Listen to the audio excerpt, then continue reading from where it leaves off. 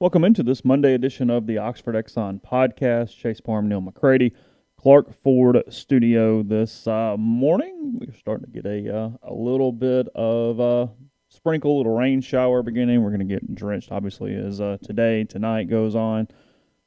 Thoughts with anybody in South Louisiana. Hopefully all you guys got out that listen and lived down that way prior to Hurricane Ida hitting it yesterday, as it kind of makes its track through Mississippi today, seeing where it's still a tropical storm as it heads this way very slowly, around 8 miles an hour this morning when I woke up and checked that out. So we'll be getting some torrential rain at some point today or tonight, I guess. But it is game week. Ole Miss and Louisville 1 week away. This time next week, just be inside 12 hours from kickoff there in Atlanta between the Cardinals and the Rebels. We'll talk about that a little bit today. We'll talk about some early lines, kind of plans for the week, and much more now that it is finally here on the Oxford Exxon Podcast, the Oxford Exxon Highway 6 West. The hot case, get some barbecue, some pork, some chicken, plenty of different options there, including a lot of side items that are available there at the Oxford Exxon. When you check out, just do it yourself. Self-checkout is available there at the Blue Sky location. Take advantage of that and much more. Download the Speed Pass Plus app. Get the lunch special. It's $5.69, 2 sides, bread, 32-ounce drink. And again, we're coming to you from the Clark Ford Studio. We are Clark Ford's in Amory, Mississippi, 662-257-1900. Call that number. Ask for my friend Corey Clark. Tell Corey what Ford product you're looking for. He'll send you a quote within 15 minutes in business hours. Right to the bottom line. No hassle, no haggle. You get your quote. The rest is completely up to you. You can shop that quote around. You can do what I've done, what I recommend that you do, and that's hop into a Clark Ford today. 662-257-1900. Guest, join us this week on the Rafters Music and Food Hotline. Rafters Music and Food on the Square in Oxford. Be a great place this week to watch games. Obviously, Ole Miss doesn't play until Monday. Tennessee game's the first SEC game on Thursday night. There's lots of college football on Friday, on Saturday, even some on Sunday. So you can head over to Rafters, enjoy a po' boy, their burgers, great beer selection, full bar, the whole deal, great appetizers, all of that at Rafters Music and Food on the Square in Oxford, also in New Albany. And don't forget about Rafters on the Water as well as we get ready for a holiday weekend. You can enjoy frozen margaritas, frozen daiquiris, and great waterfront views there at Rafters. First game of the season, a Big Ten safety kicking off the scoring. Illinois with a win over Nebraska. You know, it was not too I'd be 1-0 right now. It was not too long ago that Scott Frost was just the pick of the litter wherever he wanted to go. He was the dude. Sure. He and Jim Harbaugh were the. I'm happy for him that he at least struck while the iron is high, because that's what we talk about Billy Napier and different guys. Hey, when you got a shot, go take it, because talk about a bloom off a rose there in Lincoln. Although you wonder if he would look back and go, you know what, Napier might have it figured out. Stay where you are, make good money, security, keep winning, build the resume. They're not going to fire Napier if he has one bad year. And wait for a great job. Because Nebraska's not a great job. No. By any stretch of the imagination. No. Just because a job was great in the 80s, and it was great in the 80s. Yeah. Just because a job was great in the 80s doesn't make it great in the 2020s. Hello, Tennessee. Yeah, you're aware of that one, aren't you? Two things can be true at once. A job can have once been great and not be great anymore. I think it's arguable that Florida State's in that category. It was once a great job, indisputably. Sure. You cannot argue that Florida State in the 80s and 90s was not a great job. It absolutely was. But it might not be anymore. It also shows you how so many jobs across the country in college football are coach dependent. Because Florida State, their two winnings, Bobby and Jimbo. That's when they've won. Otherwise, they've been okay, but whatever. It's not anything awesome. Florida is in that realm to a certain extent. You look at it, you've got Spurrier and you've got Urban Meyer, two guys that won national titles, two guys that won like crazy. And then when they have a good, above average, not elite, but really good coach, they're above average and really good. You know what I mean? I mean, you got Mullen, you got argue about Alabama. It's everybody for the most part. I mean, or it is everybody. It's 100% job dependent. Ole Miss can be nationally relevant when they have a good coach. When they don't, they can't. Alabama's floor is higher than the floors we just talked about. Sure. I mean, yeah. Mike DuBose won 10 games at Alabama. Yeah. Mike Shula won 10 games at Alabama. And what speaks to what you're talking about at Nebraska, Frank Solich won 9 games multiple times, was very competitive, was guys. But that time is even past now. That's not the case. The landscape has changed. The money has changed. The TV has changed. Again, there was a day when I was a kid. Nebraska was one of the brands that you saw on television. You saw Nebraska, you saw Oklahoma, you saw Alabama, you saw Tennessee, you saw Notre Dame, you saw Michigan, you saw Ohio State, USC. You wanted to watch, say, Kentucky. You might see Kentucky once a year, maybe. If you wanted to watch those kind of games, you had to get up and watch that 11:30 game on Jefferson Pilot, and you'd see Kentucky play twice a year. Not now. If I'm a kid in Topeka, Kansas, and I want to watch Kentucky play, I can watch every Kentucky game live in HD. And not even stream, just on TV. Yeah. But I can stream it too. Yeah, sure. It's available. If I get in the car and drive down to the Sonic, I can keep watching it. It's a different landscape. I wrote this in 10 Thoughts. I was writing about Ryan Brown and Lance Taylor and those guys. And I made sure that Ryan knew I wasn't throwing shade at him yesterday. And we talked about this. Ryan's prediction for the year, they were each asked to kind of make a prediction. And Ryan's was Ole Miss goes 10-2, Lane Kiffin's SEC Coach of the Year, which fairly quickly prompted a response. And I get it. This is not a criticism of Lance. I like Lance. He's very, very good. I'm super excited for their success at the next round. He said, would that be enough to get him one of the big jobs?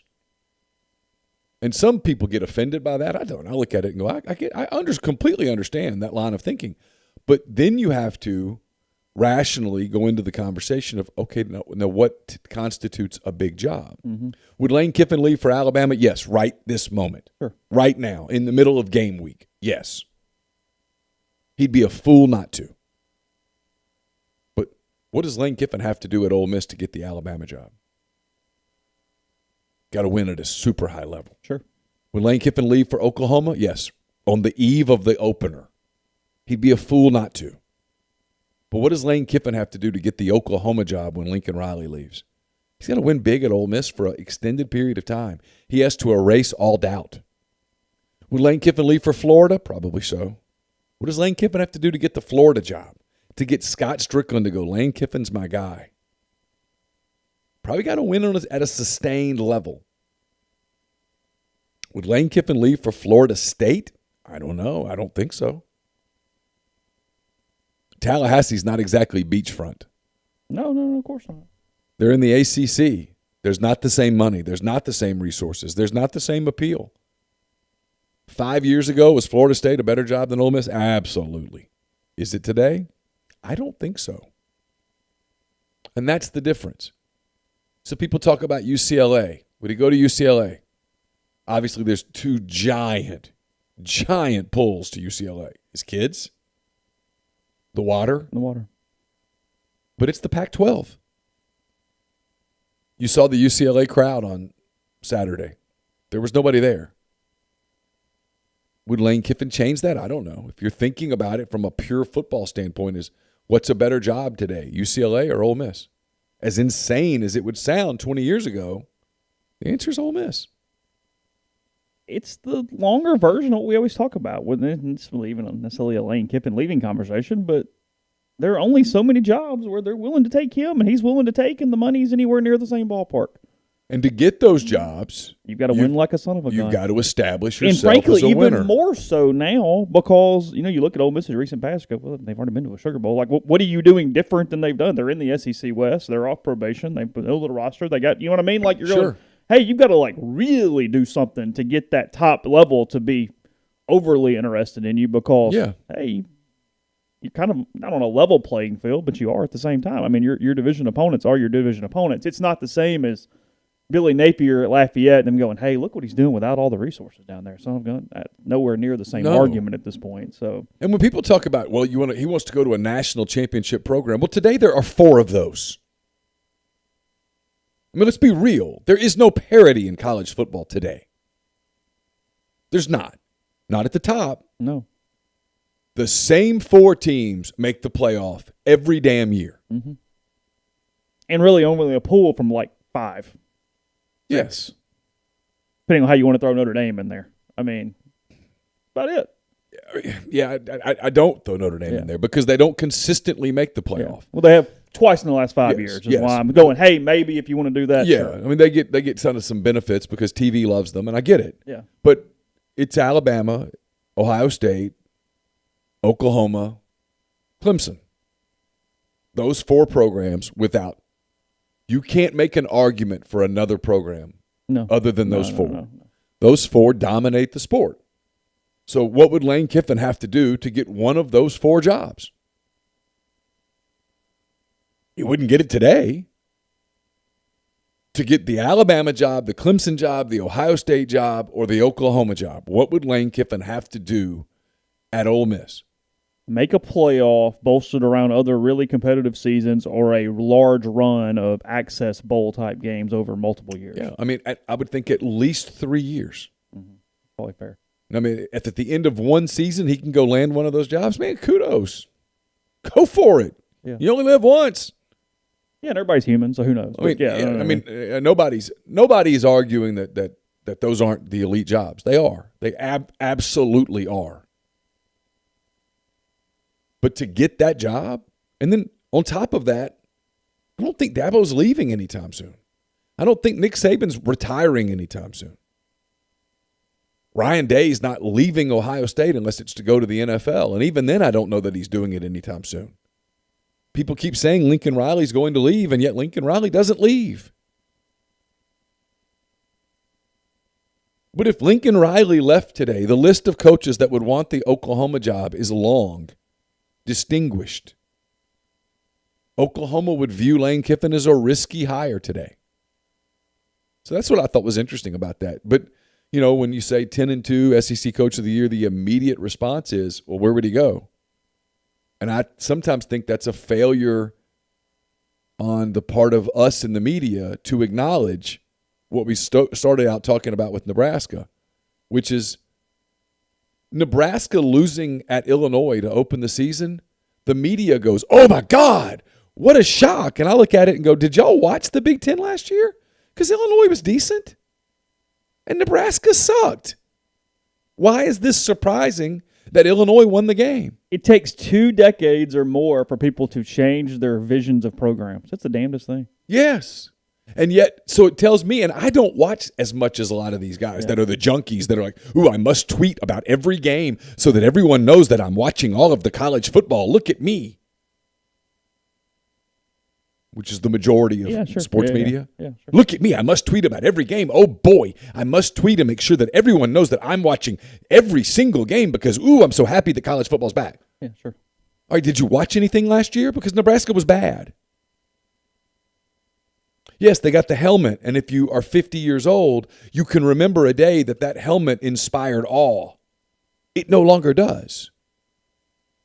2 things can be. Tom Osborne kicked ass at Nebraska, period. He dominated. They were freaking amazing with Rozier and all those cats.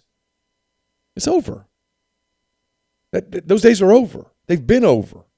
There's not a kid born today playing college football who can remember those days. Not one. Yeah. Illinois, first-year coach, backup quarterback, beats Nebraska yesterday. But if you watched Illinois last season, and I did, unfortunately, if you watched Illinois last season, you knew they weren't that bad. He left them with some talent. They were in games. They didn't know how to win, but they weren't getting just mauled by the average Big Ten team. Yeah, Ohio State kicked their ass, but Ohio State kicks everyone's ass. Mm-hmm. But when they played the middle of the pack Big Ten team, Rutgers, Maryland, whatever, Illinois hung in there. So the people that are like, oh, my God, Illinois beat Nebraska. sometimes I know most of the people in our field are not bright. I watch it routinely because they don't know how to make money, and so I kind of make fun of them. But when you're sitting there doing this all day, are you paying attention, or are you just strictly doing the social media thing? Because it was not surprising to me to come in from Carson's game on Saturday afternoon to turn the TV on and see Illinois up 2 scores. Yeah. Not even a little bit. Had 5 D1 games over the weekend. Again, Illinois beats Nebraska 30-22. Randy Edsall's UConn team still sucks. They took last year off from COVID. They get beat 45-0 by Fresno State yesterday in the Valley. Hawaii and UCLA. UCLA looked pretty good. Hawaii sucks, but UCLA 44-10 there against the Warriors. One of my mailbag questions is, and it's a really good question, and I haven't completely answered it yet, but it's a really good question because it was thought-provoking. It was, hey, if you could only watch one game on Saturday in each of the time slots. For this current weekend. Yes. You can't flip around. Yeah. And obviously I can, and I'm gonna. But if I couldn't, which night game would I watch? And I got to tell you, after watching UCLA the other night, UCLA LSU, it might be that one. We'll look at it in a minute. I know it's for your mailbag. We might steal that in a second. But anyway, the other 2 games, I hope Eli Johnson has a wonderful final season at New Mexico State, but they are very bad. They lose 30-3 to UTEP yesterday. Oh, they stayed within 27? They stayed within 27. Look at them. Hey. 30, small victories. 30-3 there, the Miners over the Aggies, I believe, is who that is. And then Southern Utah, San Jose State, if you were just a glutton for punishment on Saturday night. San Jose State 45, Southern Utah 14. Couldn't tell you Southern Utah's mascot to save my life. The San Jose State story is actually pretty good because the guy's done a really good job there, and they brought Starkel in, and Starkel's had real success there when he never had success anyplace else. A coach kind of finally figured him out. Yeah.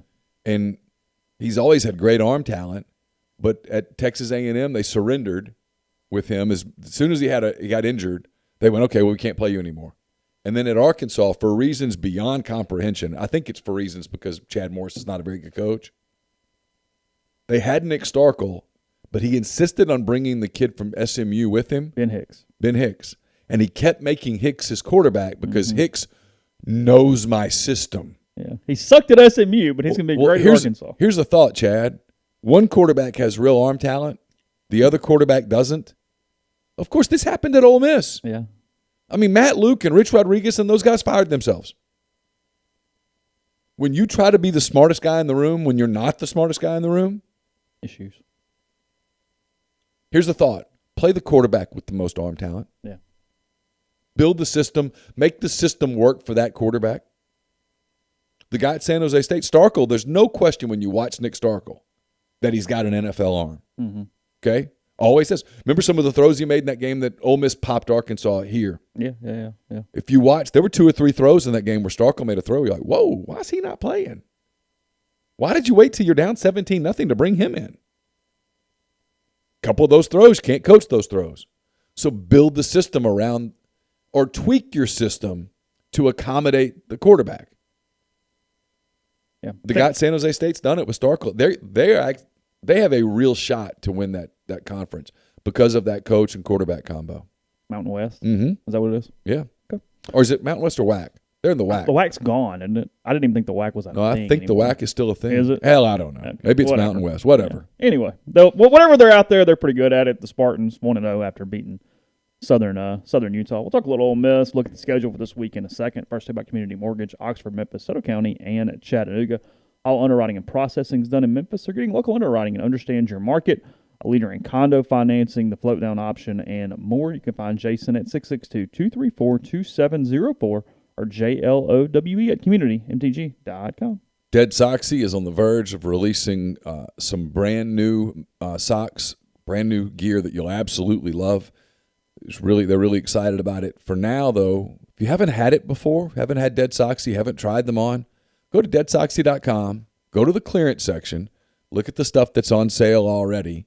It's great stuff. And then put it in your cart, add the promo code Rebel Grove at checkout for 25% off your entire order. So you get the clearance sale, 25% more. Try the socks. You'll absolutely love them. When the new gear comes, you'll be first in line to jump on that. deadsoxy.com, promo code Rebel Grove. You don't have to commit to the full season to sign up for 7 South's services. They offer single game packages, and they still have availability for all 7 Ole Miss home games. 7 South provides The equipment secures the spot, sets everything up for you. They also offer unloading assistance and food beverage delivery on game day.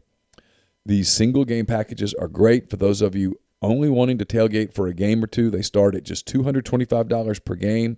For non-conference, $325 per game for SEC games. Get in touch with 7southtailgating.com or call 662-321-1682. The Grove will be open for tailgating this fall, and Game Changer Patch Company wants to help you prepare. Game Changer patches are the only two-patch system available in the market to stop hangovers before they start. The warm-up patch is used before or while you drink, and the overtime patch is used after you've been drinking to recover while you sleep. The all-natural ingredients will keep you in the game and ready for the next play.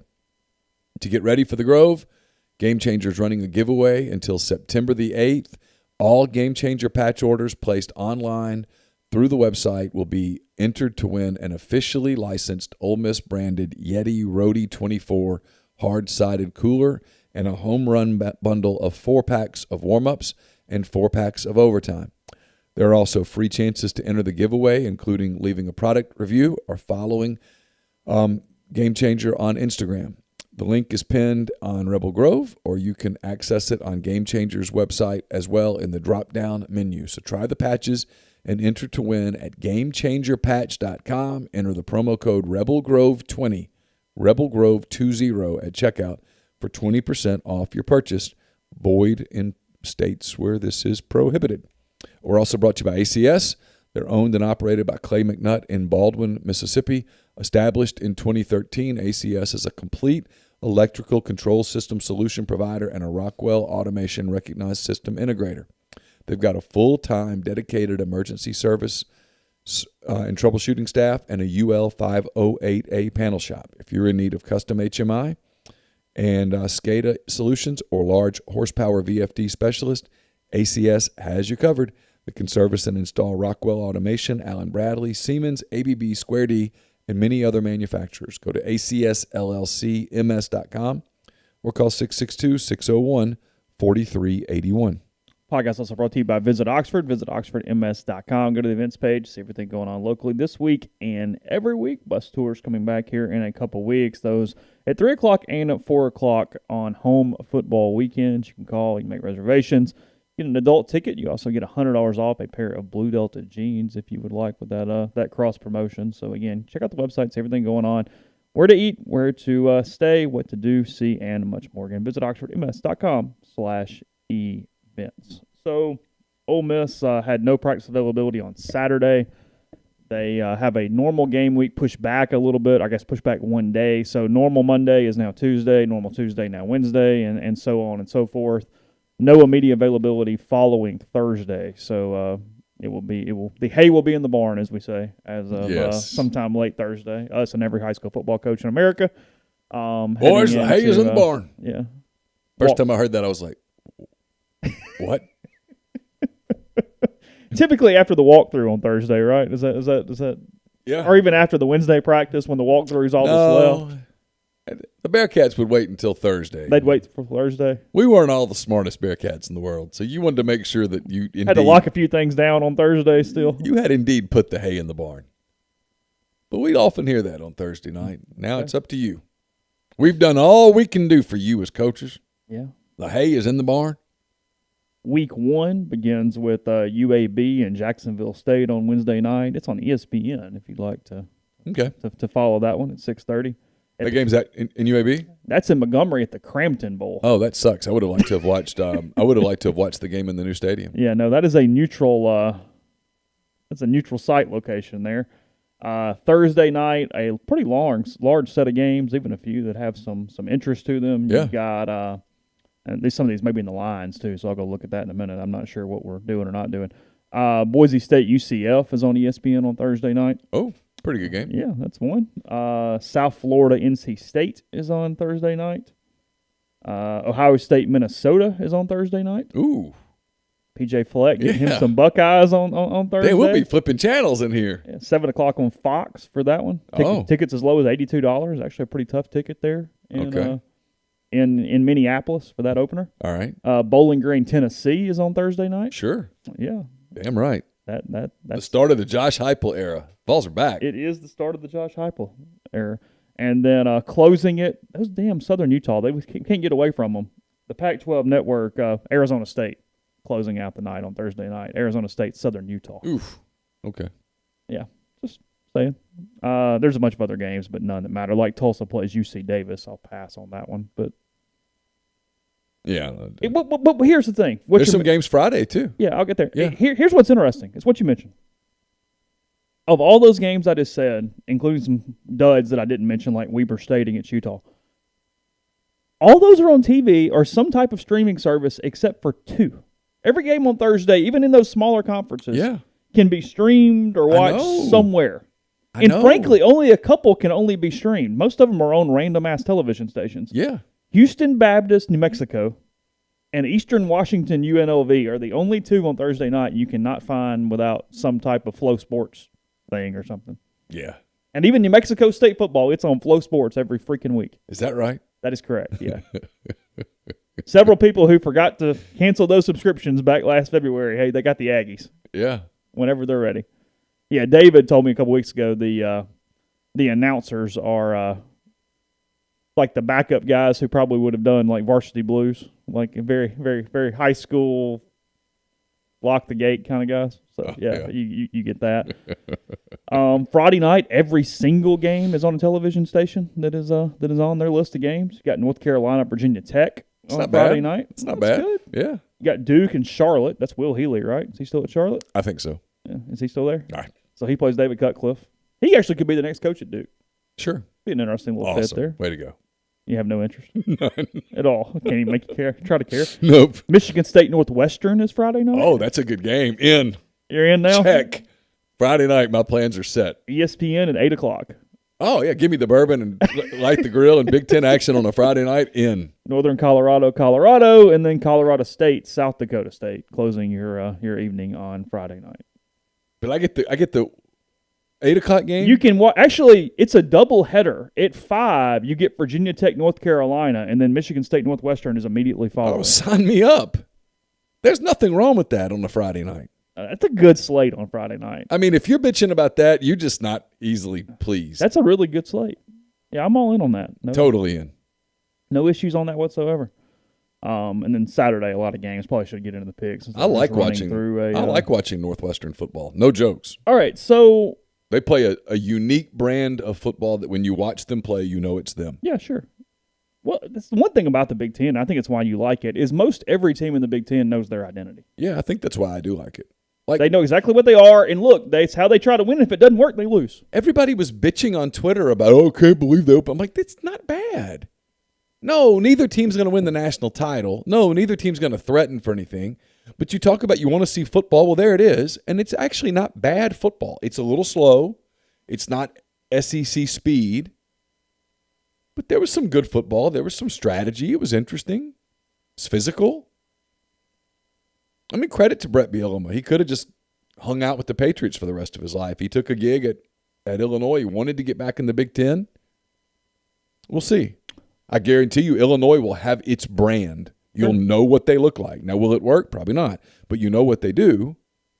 Thursday night, the only game that we're doing in Neal's Picks is Bowling Green, Tennessee. And then we're not doing any of those Friday games that I just mentioned. So we skipped to Saturday. Got a lot of Saturday. Yeah, a lot of Saturday games. I threw in a couple of wild cards on Saturday because there's a couple that just deserve to be in there. Sure.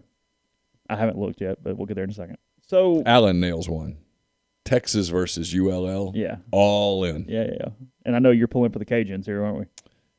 As painful as it is to pull for the Cajuns, you're pulling for the Cajuns. Because I like chaos. You like Texas losing. I don't like Texas. Texas losing is a good thing. You find it funny when Texas loses. I do, for whatever reason, find it amusing when Texas loses. Texas or Michigan? No, I would cheer for Texas all day. Would you really? Yeah, over Michigan? Yeah, Michigan's the most obnoxious brand in sports. Oh, you think so? Oh, yeah, it's not even close. Okay. So this time slot thing, you have to pick an 11, a 2:30, and a 7? Or do you get like the 5-2? Or what? I don't know. We can play with it because I'm going to answer this again. But there are some good games in all time slots. And if you could only pick one, Okay, so to kick this off at 11, you guys get your schedule out, hit pause if you'd like to go through it with us. If not, then we'll just tell you the ones that matter because I'm skipping over Boston College and Colgate because Neal's not picking that. I'm not picking that. So at 11 o'clock, your options, and there are some interesting ones in every slot. I know. It's a really good question. There are the ones where it's kind of like the pet project, even if it's not necessarily what you will pick. You know what I mean? Where you go, hey, I might be more interested in that, even though it's not the best game. Yeah, those are two different things. Sure. The question here is not what is the best game. Yeah. It's which game, if you could only watch one, would interest you the most. Because, I'm not going to pick it, but if I'm just sitting there, I would leave Oklahoma-Tulane on for a couple minutes. Sure. And just check it out. Sure. I have no problem with that. Oklahoma-Tulane, the one that I would pick for my 11 o'clock, Penn State-Wisconsin is at 11 o'clock. Well, that's definitely the leader in the clubhouse. Yeah, it's hard to knock that one out of its spot. Kentucky-ULM is not getting the choice. Michigan-Western Michigan is not getting the choice. Stanford plays Kansas State. That will be a lot of running the football in the Little Apple on Saturday morning. Yeah. Kansas State might be the most boring team in the country that I just can't make myself really watch. If Deuce Vaughn weren't the running back and that's fair. I wasn't friends with Deuce's dad. Yeah. Yeah. Okay. Fair enough. See, those are the only 11s. Okay, so that's easy. So here's the question. 11 though. answers is Wisconsin. If you pick an 11 game, you can't pick one of the ones. Okay. And now I don't think you would, but just for the hell of the conversation, Fresno State, Oregon, Arkansas, Rice. For personal reasons, I would turn on the Arkansas game just to see the student section. But no, am I watching that game? No. Give me Wisconsin, Penn State, because Wisconsin's good. There's pressure on James Franklin to rebound this season. I'm curious to see what Penn State looks like, knowing they get Auburn here pretty quick. And Wisconsin's going to be Wisconsin now. Mm-hmm. They always are. Wisconsin's they're going to run the football. You don't have to take their order when they sit down at the table. You know what they're going to have. 2:30. The slate of games, very, very good. Okay. Alabama and Miami. See, I think it's going to be a blowout, but go ahead. Indiana against Iowa. Yeah. Okay. I think I'm in. I'm just putting straight in Neal's veins with dumb games. Well, I get Iowa at home against Indiana. Yeah. You get to see the waving to the children and Indiana, Iowa all at the same time. Do you need to see a vein, ma'am? Yeah. Louisiana Tech, Mississippi State is in this time slot. Interesting, but no. No, you're not doing that. Iowa State gets their opener, but it's against Northern Iowa, so you're whatever. Yeah, but if you pick that, you've got to skip Louisiana, Texas. Ooh. What time's that game? I don't make the rules. It's at 3:30. You can't have them both. Wow. Now that's tough. Give me Texas, Lafayette, because give me Billy give Napier. me the chaos possibility. Because look, I'd love me some Iowa, Indiana, but I know exactly what I'm getting, and I'm going to get that 11 more times, and I can watch it. Whoever loses that game, they're going to be okay. Yeah. If Texas loses, I'm going to be a little pissed off if that's a great game and Texas is beating Lafayette 41-20 with 4 minutes left. Yeah, I would be throwing stuff. But give me the chance for the chaos. Because we've got a chance, and it's an outside chance, but a chance at an 0-2 Texas start in a year when they're bailing on the Big 12 would be where the snark could just through everything. Yes.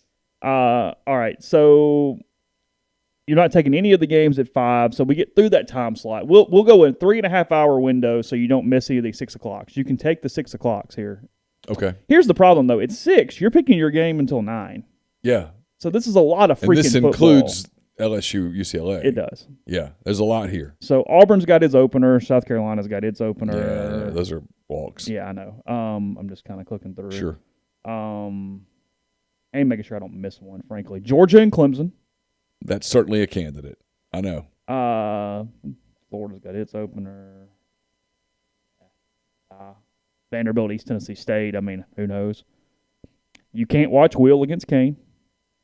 No, and I'll you hate wouldn't pick it, but it's a flip. Now, in the real world, I am going to get to turn that on. You will flip over there. Oh, for sure. Might even just leave it on the second TV and let it sit. In fact, I'm probably going to put it on that one right there and just come check it. LSU, UCLA. Actually, when I look back, that's really it. It's really just those two games. It's those two games. So here's my thought process. Yeah. Whoever loses Georgia Clemson is not done. Disappointed, but not done. If LSU were to lose to UCLA, it's the chaos. The chaos begins week 1 if LSU loses in Los Angeles. And watching that game the other day, and again, I realized that UCLA was playing one of the soccer teams from Carson's tournament. Yeah, sure. But UCLA looked pretty good. Cole Kubelik made some commentary about UCLA's offensive line being bigger, better, more athletic than he thought they would be. He thought that the Bruins had refined some schemes and such. Cole really knows football, so when he says those things, I pay attention. Like if Dan Wilkins says that, I'm like, oh, whatever. Like, drink bleach. But when Cole says it, I'm like, oh, okay. Well, he noticed something. Sure. So if UCLA, and the line is only like it's 3.5 points as of last night. That was early. Yeah. If UCLA beats LSU, it's chaos. Yes. Immediately in Baton Rouge. So I think give me that all day. Now, if LSU's beating UCLA by 17 points and Georgia and Clemson are a 2-point game. I'm flipping it here. I want the safety. I need to see Clemson and Georgia play one another because I can dictate more about the score from LSU, UCLA, than I need to actually watch UCLA, LSU, I feel like. Yeah. Where I feel like I need to see Georgia, Clemson to see what that actually looks like. I understand. So no, I think I'm reversing the 2 o'clock thing into this window. Yeah, because in the 2:30 window, if someone told you that one of those teams is a title contender, you would go, "Oh, Iowa's good, huh? They found a quarterback, or Iowa did whatever." Right, because Iowa's going to be good. Yeah. If Iowa has a couple of special things, they go from good to really good.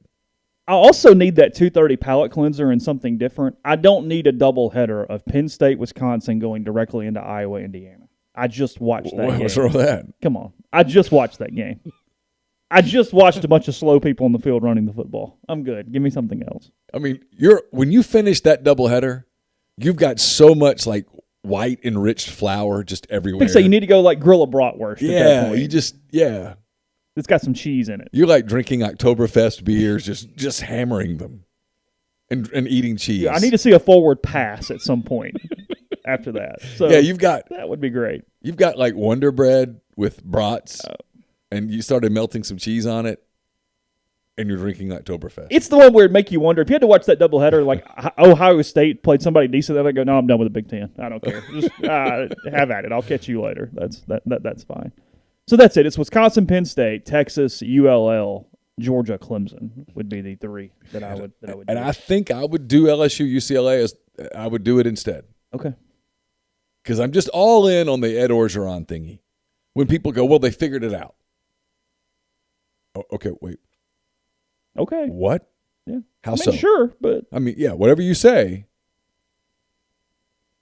Well, they figured it out at the end of last season. They barely beat Arkansas, and they barely beat an absolutely crippled Ole Miss team at the end. Mm-hmm. I'm not sure they figured anything out. Yeah.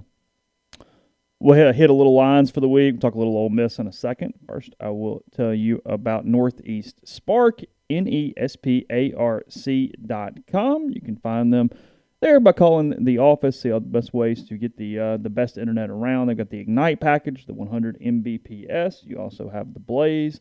That is the 1 gig that powers the Clark Ford studio. I've got it at home as well. Your hometown team bring you world-class broadband, NESPARC.com, 662-238-3159, phone service, parental controls, network security, and much more. So again, 662-238-3159.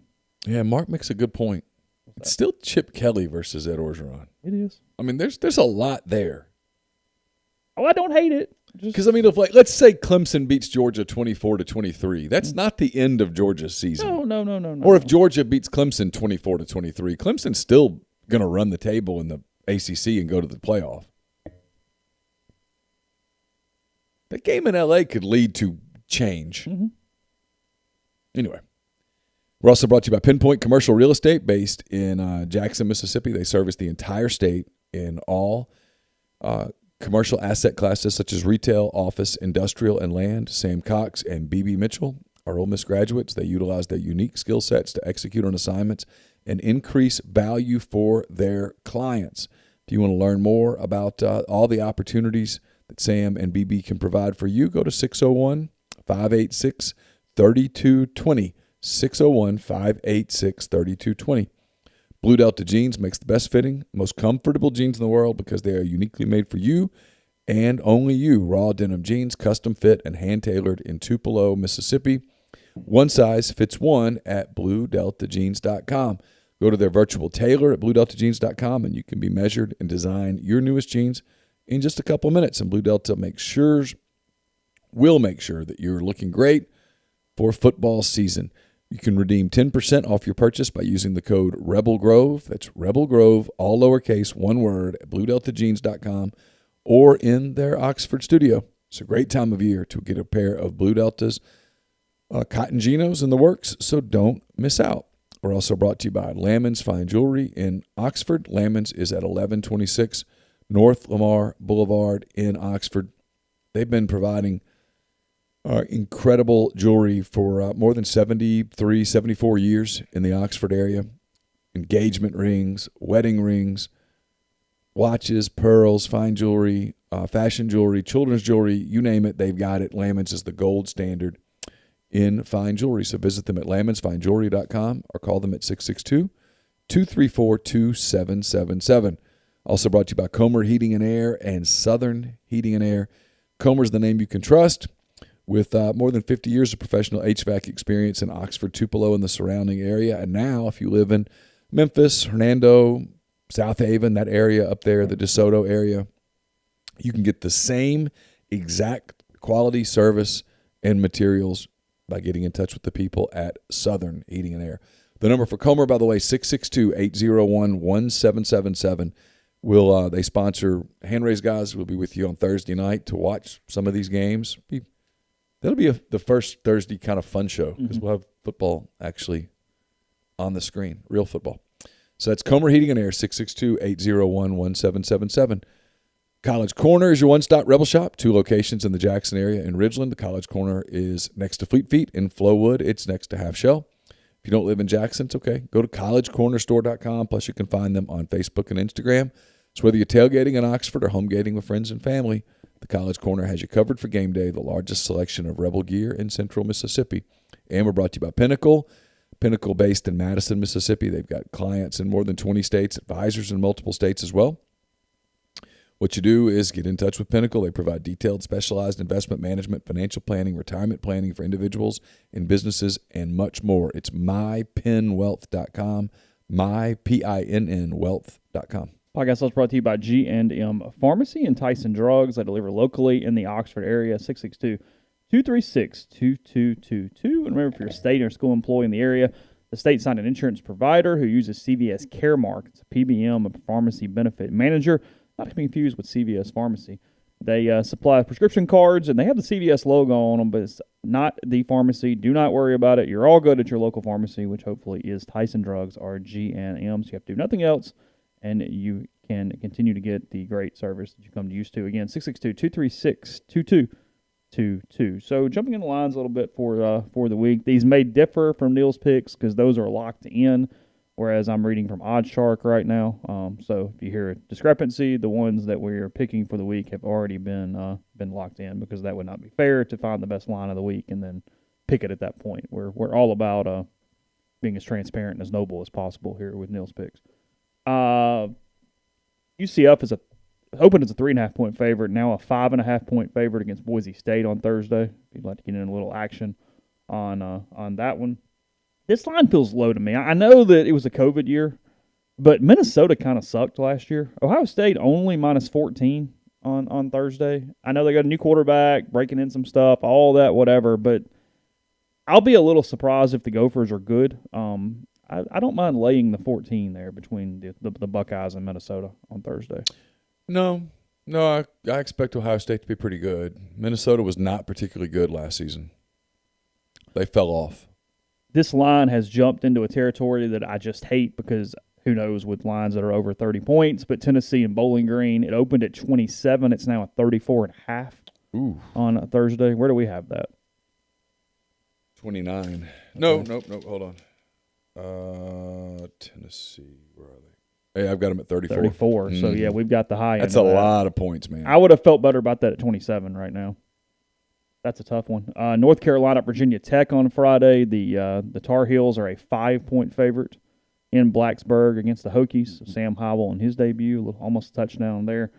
Favorites, let's see. And then your Big Ten game on Friday night. This line has dropped precipitously. It opened at 7.5 in favor of Northwestern. It's now a field goal. Northwestern -3 at home against Michigan State. So that's falling off pretty good. That has the chance to be a really good game. It does, yeah. Yeah, I mean, no joke. All Big Ten jokes aside, Northwestern plays this really disciplined brand of football. You have to beat them. They don't typically beat themselves. Kentucky is favored by 30 against ULM. Sure, okay. Whatever. Moving on. But from a betting standpoint, I hate those numbers. No, I don't know what to do. In an opening week, too?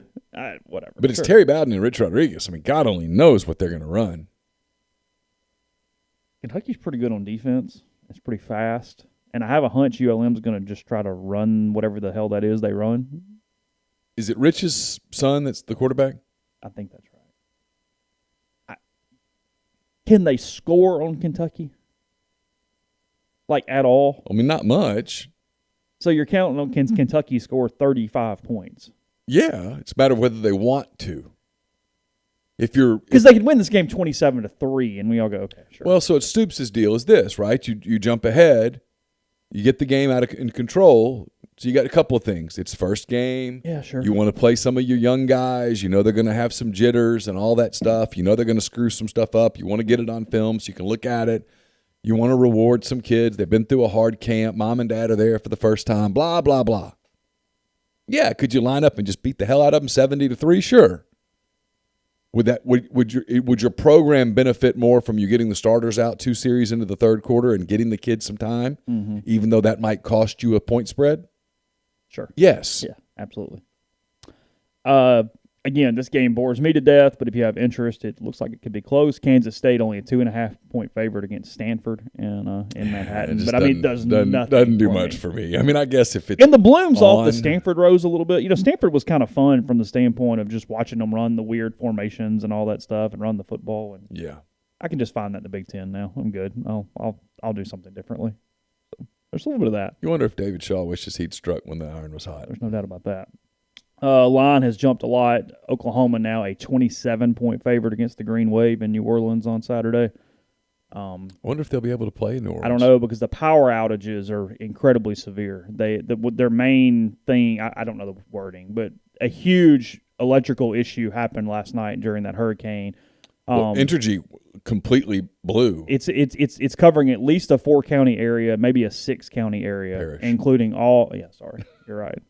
My apologies. Including all of the greater New Orleans area. The rumor from a buddy down there last night was that you're talking weeks to potentially months for full recovery from an electrical grid standpoint. So is that true? Again, no idea. No, that's scheduled to be a day game. It's 11 a.m.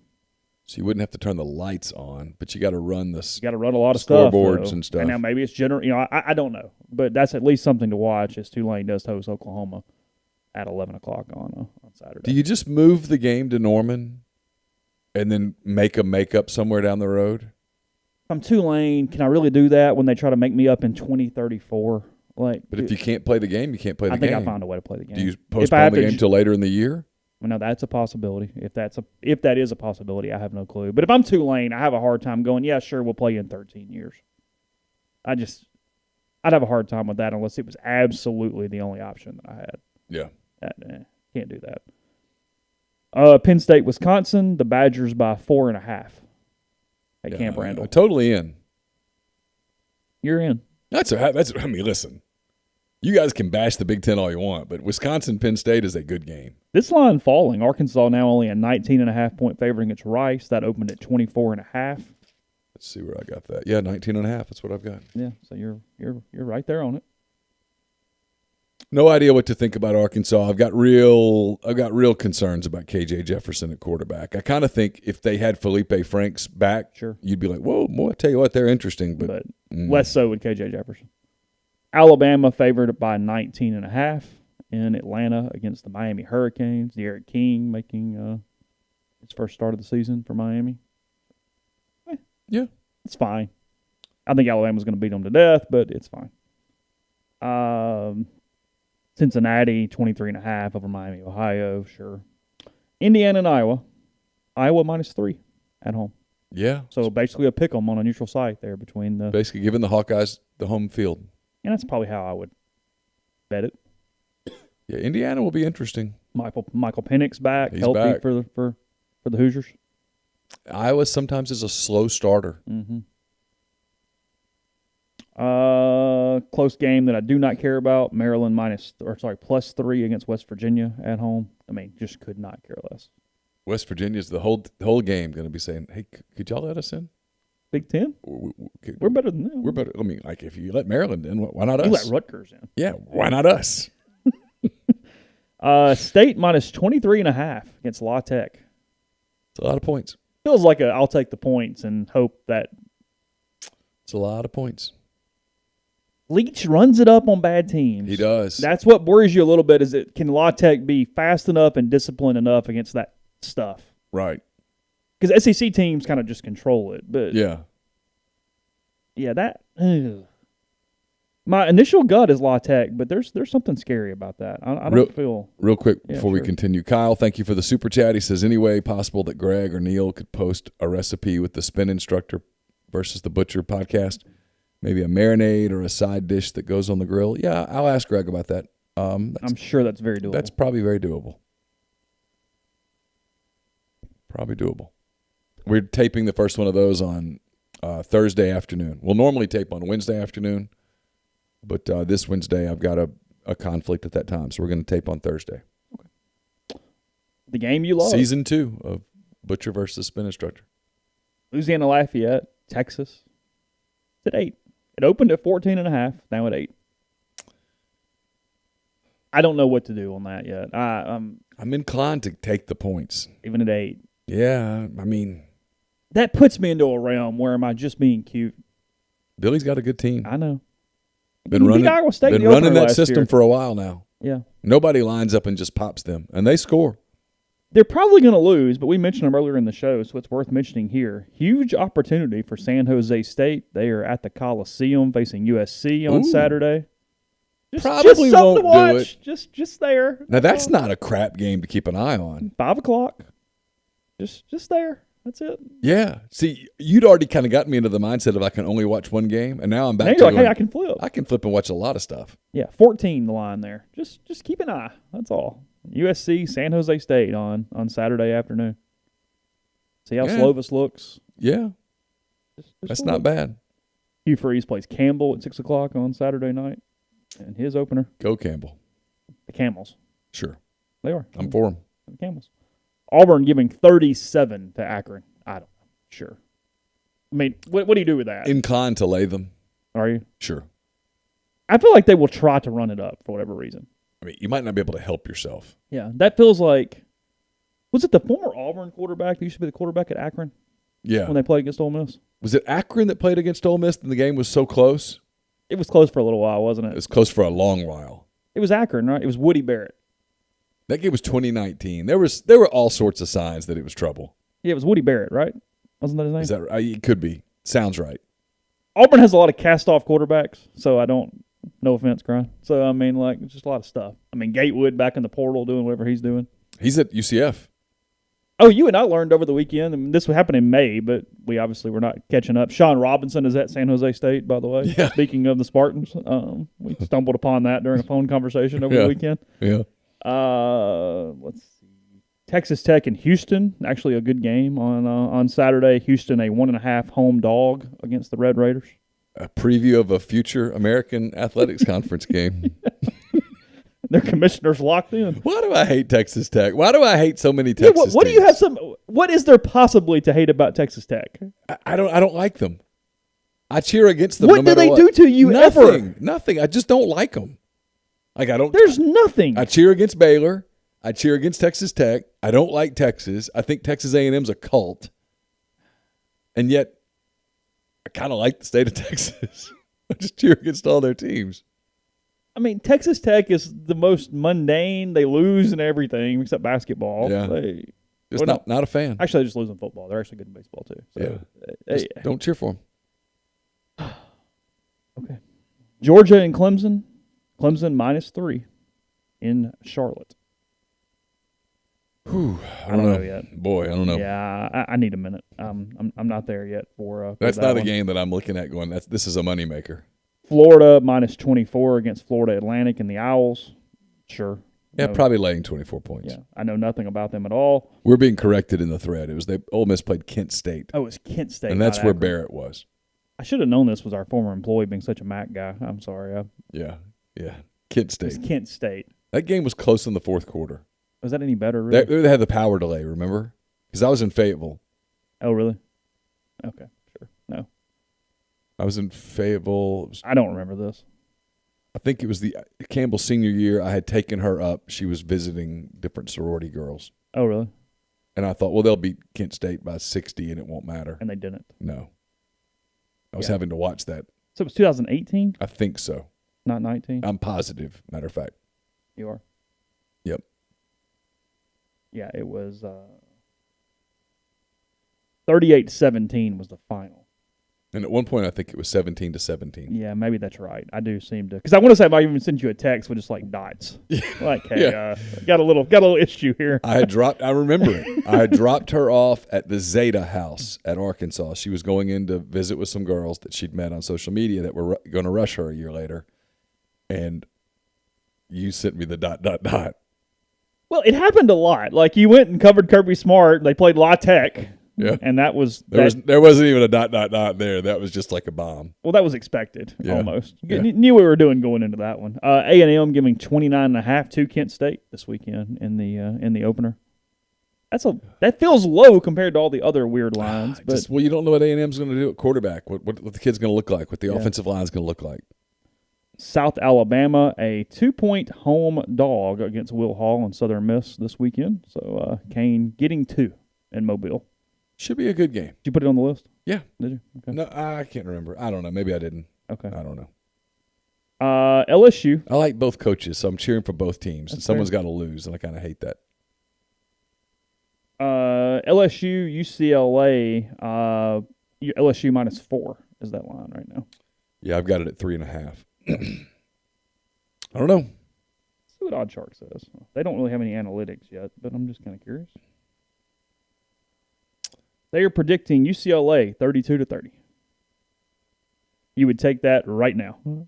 Oh, me? Yeah. God. You personally, you would take that right now. The vein that was already open for the Big Ten game. You would be so happy at 5 o'clock. I said, hey, look, football gods, we're going to give you one score. UCLA 32, LSU 30. Oh.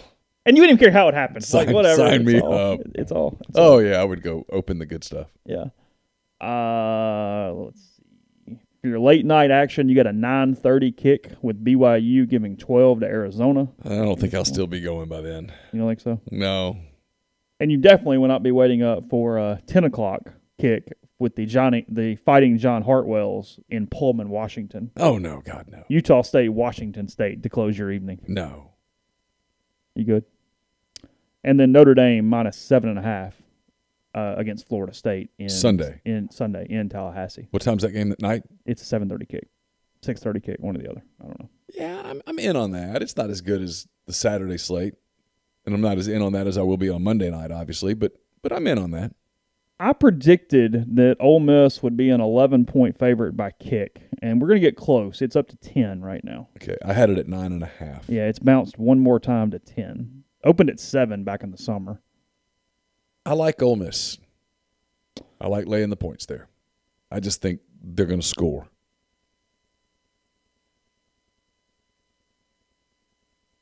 What I think. Okay. In fact, that might be one of all the games we just talked about. That might be one of the ones I'm more confident about. Money lines, if you'd like to bet on it, those are not overly nice right now for Ole Miss because they've jumped out to such a favorite.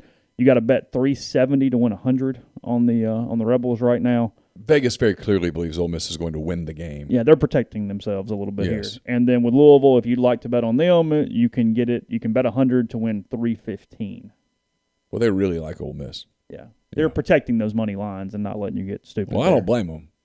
Yeah, no, I I agree. mean, that's where you can, if you're smart, that's where you can make money. Yeah, especially early in the year. Hey, some upsets, some close. Yeah. Take those and figure it out. What's that? I know you got to go back and find it. I'm curious. What's the ULL Texas money line? Yeah, I'll go find That's it. going to tell me a little bit about what Vegas really thinks. I'll do it while you're paying a couple bills in a second. First, I'll tell you about Nick's Tan and Associates for all your real estate needs here locally in Oxford, 662-281-1200. You can go to the website. You can click it from the message board in my signature, or when 321 comes out this week, it is always linked on the top of that as well. Gallery view, map view, plenty of different options there with O'Keefe Graham, Clay DeWeese, and their team of associates to do whatever you need to do on both sides of the buying and selling process here locally in Oxford. So again, that's nickstanoxford.com, 662-281-1200.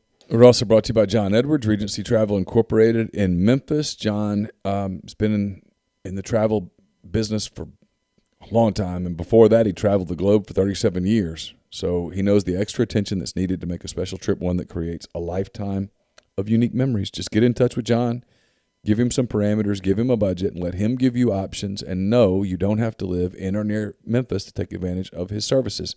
901-494-3387 or jedwards@regencytravel.net. We're also brought to you by Grenada Nissan. If you're in the market for a Nissan vehicle, that's the place to go. It's GrenadaNissanUSA.com, just off Interstate 55 in Grenada, Mississippi. They've got a complete selection of new and previously owned Nissan vehicles, great lease deals as well.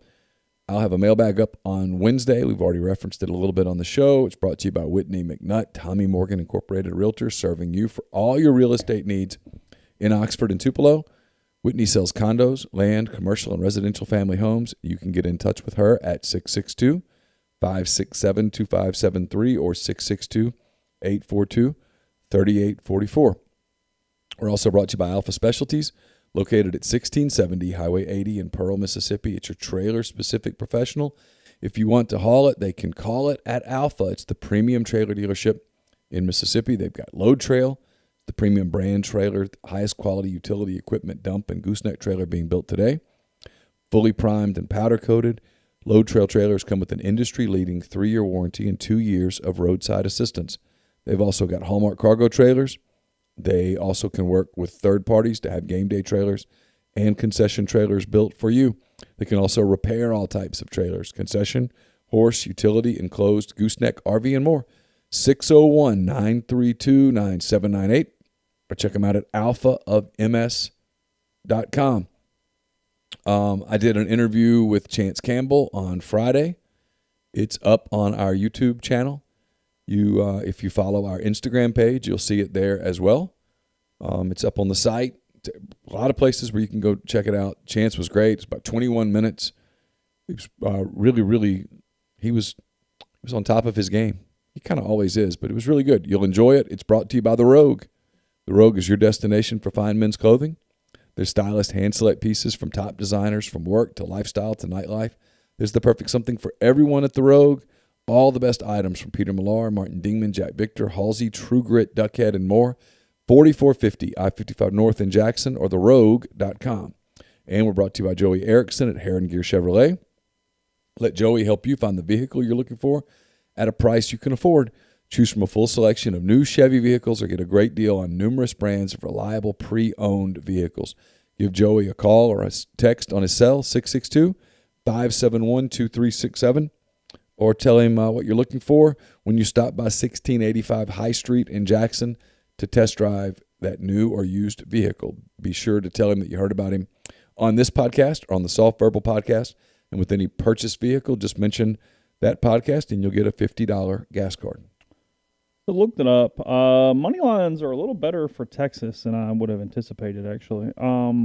Money lines, if you'd like to bet on the Longhorns, you got to put up 310 to win 100. Okay. And if you want to bet on ULL, plus 270. So 270 if you bet 100.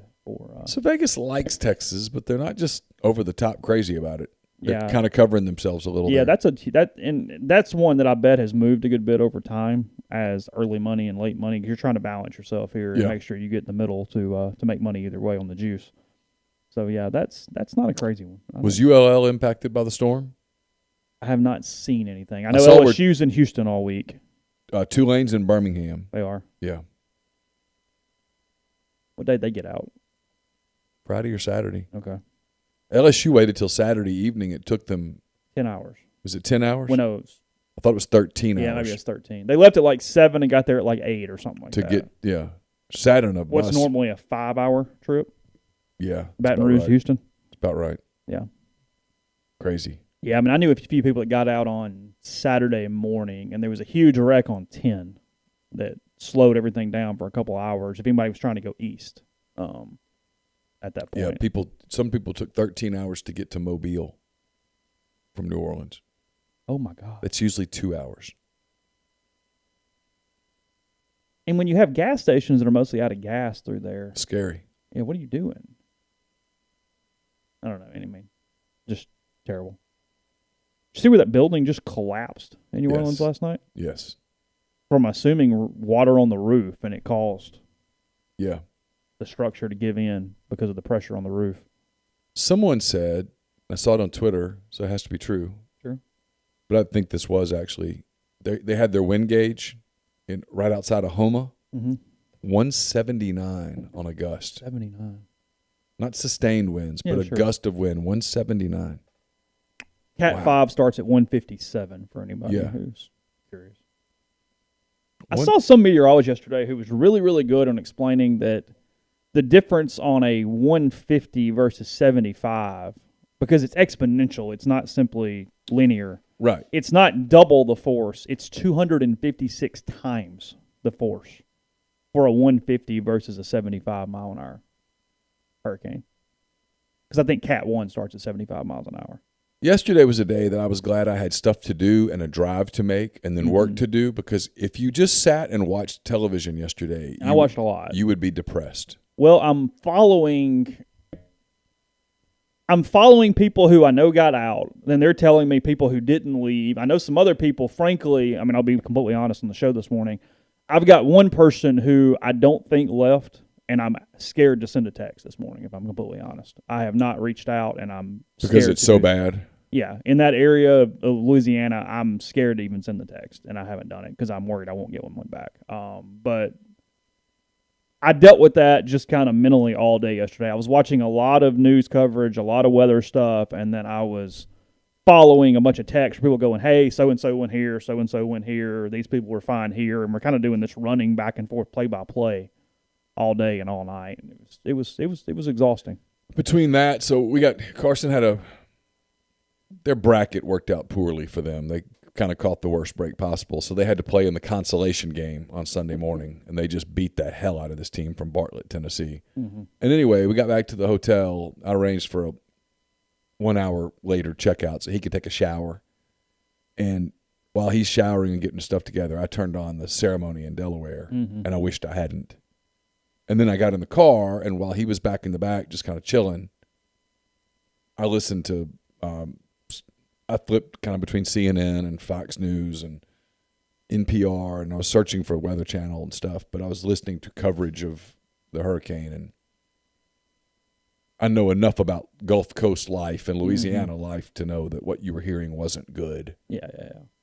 It was just depressing. Because it slowed down so much that, I mean, obviously I'm not a hurricane expert, but fast is good because it gets the hell out of there. Right. Once it slows down, you're just getting dumped on. Because it was moving like 8-9 miles an hour. That's not enough. Not good. Yeah, that was some of the problems. Blake, I don't know. I mean, Tulane's by far the most likely to get moved or canceled or altered in some way because they don't have power. But I have not heard anything to this point. Yeah, it was rough. I don't know if it was worse or not as bad as expected or anything else. I haven't seen necessarily relative to projections, but I sort of avoided it this morning for the most part. Yeah, I did not. I intentionally did not turn it on this morning. Oh, really? What do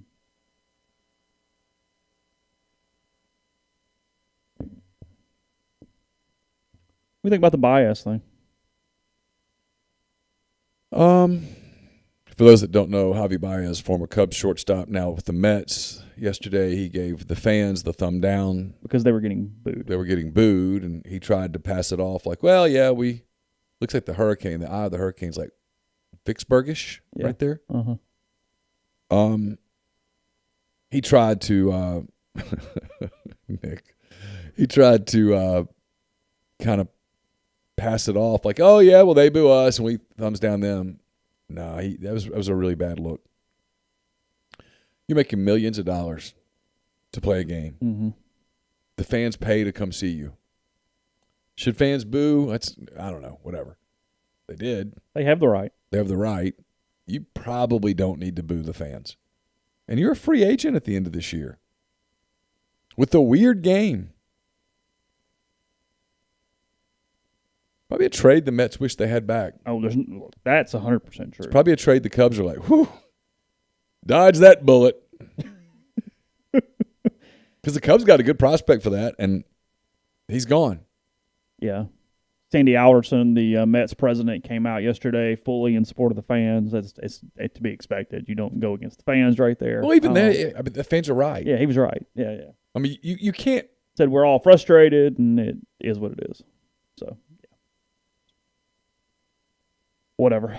Got that. Got Trent Dilfer in trouble for pushing a football player this weekend. That's kind of the news outside of college football beginning. Patriots have not named a starting quarterback. I saw Belichick being a little coy there after their finale. Look, there have been people his whole life that have bet against Mac Jones. Mm-hmm. I said this in the draft. I like Mac Jones a lot. No, he's not the greatest athlete in the world. You don't have to be. Exactly. We're not running the 100. Not frequently. Yeah, not pole vaulting. Ever. You want a smart quarterback who can make throws, mm-hmm. who can run your offense, who can get you out of bad plays. Bryson cussed a fan yesterday. Got that on the golf course, or after the tournament was over yesterday. Did you catch any of that? The long playoff yesterday? I followed it a little bit on Twitter as it was unfolding, but I was trying to make sure I got my work done. I was not in a spot to be distracted. Kevin Van Valkenburg, who's one of the top golf writers in the country, he works for ESPN. If you don't care about golf, it's more about just athletes or whatever. It's kind of funny. His lead to his column this morning, Bryson DeChambeau was steaming. He had just missed a birdie putt that brought an end to one of the most memorable playoffs in the PGA Tour has seen in recent years, and understandably, he wanted to get away from everyone. The roars for Patrick Cantlay. Sunday's winner, the BMW Championship, were still ringing out as DeChambeau ducked into the tunnel that cuts beneath the 18th hole grandstands. DeChambeau handed his hat to a gleeful adolescent fan standing at the rope line, then began a furious but silent walk up the steep hill that wades its way toward the Caves Valley clubhouse. Halfway up the hill, something happened that made me feel like we've arrived at a miserable place in the never-ending circus that is DeChambeau. A patron waited until DeChambeau had walked by but was not out of earshot, then sneered from over the rope line, "Great job, Brooksy." DeChambeau, speaking to Brooks Koepka, obviously. Yes. DeChambeau spun around in a rage and began briefly walking back in his direction. "You know what? Get the F out," DeChambeau yelled. He had rage in his eyes. A cop ended up having to come in to potentially... Oh. DeChambeau kind of stopped, but he at least turned around here as this has happened. The PGA Tour implemented this for their own whatever, and it might end up having a very negative consequence as this has played out. As Koepka has stopped, but he has so many fans that have kept going because it bothers Bryson. And DeChambeau is a complete and utter head case, positively and negatively. That it's a weird deal right yesterday. But yeah, golf went like 6-7 playoff holes, something like that. Oh. DeChambeau just kept missing putt after missing putt after missing putt that would have won the tournament, and then he lost. So. Thus, most of his frustration was... Yes, the Tour Championship is this week. The biggest joke about a regular season anything is they go, hey, the finale, the season's over after this week, and then it just starts back next week, the next season. So actually, the Ryder Cup's in like a week or two. So 130,000 Mississippians without power. Oh, that's more than I thought. Yeah. It's only about 5,000 in Alabama.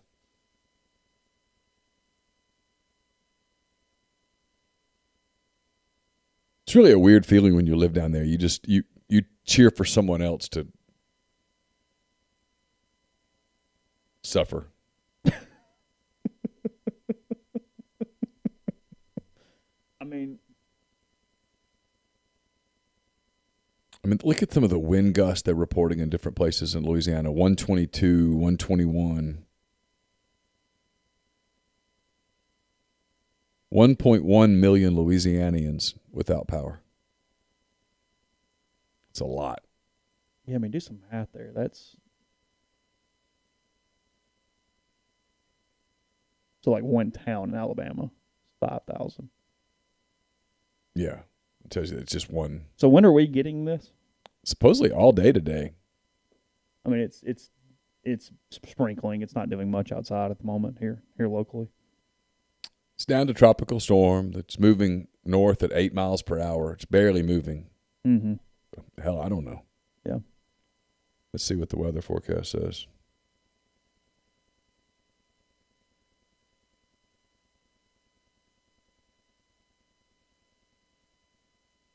We'll have, by the way, people were asking about it.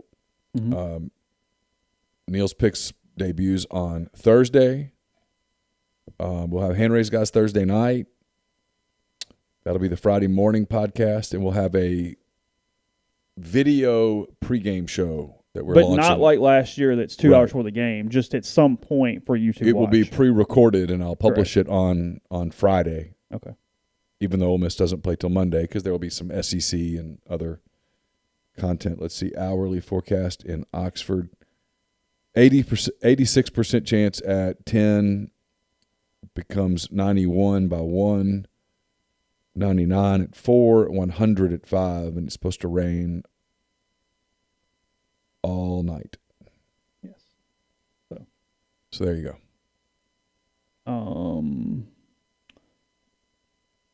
Yeah. Middle of the night, basically tonight, is some of the worst, whatever. So anyway. All right. Podcast tomorrow. Get some guests to you as the week goes on. Those have been thrown off a little bit, but we'll get them to you here on the show. And then again, leading up 1 week from now, Ole Miss and Louisville coverage from a press conference type thing resumes tomorrow. But in the meantime, we'll have some other stuff for you on the site at rebelgrove.com. So have a good day. Stay safe, and we'll talk to you again very soon.